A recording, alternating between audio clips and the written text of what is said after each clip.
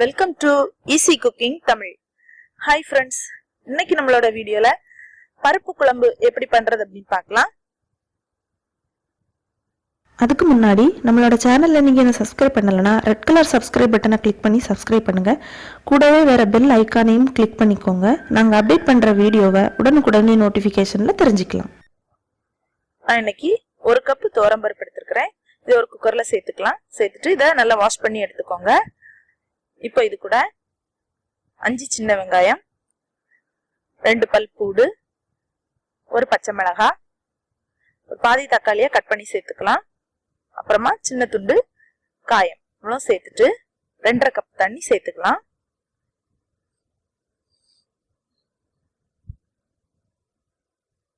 இப்போ நம்ம குக்கரை மூடி விசில் போட்டு ஸ்டவ் ஆன் பண்ணி வச்சுக்கலாம். இது ஒரு 3 விசில் விட்டு எடுத்துக்கோங்க. இப்போ நாம மிக்சி ஜார்ல ஒரு 1/2 கப் அளவு துருவின தேங்காய் எடுத்துட்டு அது கூட 1/2 டீஸ்பூன் சீரகம் சேர்த்துக்கலாம். இதுல தண்ணி எதுவும் சேர்க்க வேண்டாம். இது ரொம்ப நைஸா இல்லாம கொஞ்சம் துருதுருன்னு அரைச்சி எடுத்துக்கோங்க. பாருங்க, இந்த மாதிரி அரைச்சி எடுத்துக்கோங்க. ஜீரகம் எல்லாம் ரொம்ப அரையணும்னு வேண்டாம்.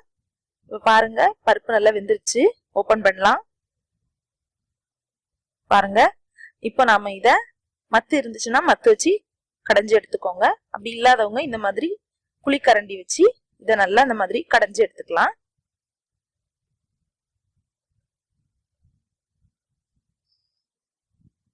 இந்த மாதிரி அதை நல்லா நைஸா கடைஞ்சி எடுத்துக்கலாம். இப்போ இதை இன்னொரு பேன்ல மாத்திக்கலாம். இதை இப்போ ஸ்டவ் ஆன் பண்ணி ஸ்டவ்ல வச்சிடலாம். இப்போ நாம அரைச்சு வச்சிருக்கிற தேங்காவை உள்ள சேர்த்துக்கலாம். கொஞ்சமா தண்ணி விட்டு அலசி சேர்த்துக்கலாம். இப்போ இதுல 5 சின்ன வெங்காயம், 1/4 டீஸ்பூன் மஞ்சள் தூள், தேவையான அளவு உப்பு, ஒரு 1/4 டீஸ்பூன் அளவுக்கு மிளகாய் தூள், அப்புறமா ஒரு 10 மிளகை நல்லா பொடி பண்ணி சேர்த்துக்கோங்க. இப்போ குழம்புக்கு தேவையான அளவு தண்ணி சேர்த்துக்கலாம். மிளகு சிலவங்க முழுசா சேர்ப்பாங்க. ஆனா அதை விட நம்ம லைட்டா உடைச்சி சேர்த்தோம் அப்படின்னா ஃபிளேவர் நல்லா இருக்கும். இப்போ இன்னொரு சின்ன பேன்ல ஆயில் சேர்த்துட்டு கொஞ்சம் கடுகு சேர்த்துக்கலாம். கொஞ்சம் கருவேப்பிலை, 2 காஞ்ச மிளகாய், இது எவ்வளவுமே சேர்த்துட்டு இதை இப்போ தனியா நம்ம தாளிச்சு உள்ள சேர்க்கணும். இப்போ குழம்பு கூட நம்ம அதை சேர்த்துக்கலாம்.